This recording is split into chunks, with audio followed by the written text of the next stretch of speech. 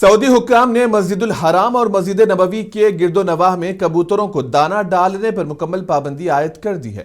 خلاف ورزی کرنے والوں پر 1000 ریال جرمانہ عائد کیا جائے گا۔ دارالحکومت مقدس سیکریٹریٹ کے مطابق یہ فیصلہ عوامی صحت کے تحفظ، بیماریوں کے پھیلاؤ کو روکنے اور ماحول کو صاف رکھنے کے لیے کیا گیا ہے۔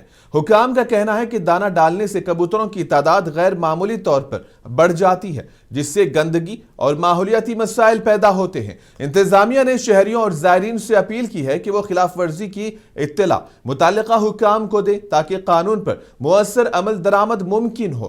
میونسپل حکام کے مطابق یہ پابندی خاص طور پر ان مقامات پر لاگو ہوگی جہاں کبوتروں کا زیادہ اجتماع ہوتا تھا۔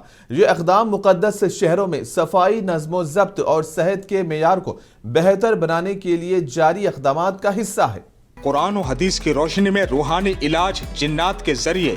روحانی علاج جنات، جادو، نظر بد، خبیث، گھر کی بندش، کرتوت، سفلی سحر، کالا جادو، کھلایا ہوا پلایا ہوا جادو، کاروبار کی بندش، نکاح کی بندش وغیرہ کا علاج قرآن و حدیث کی روشنی میں جنات کے ذریعے کیا جاتا ہے۔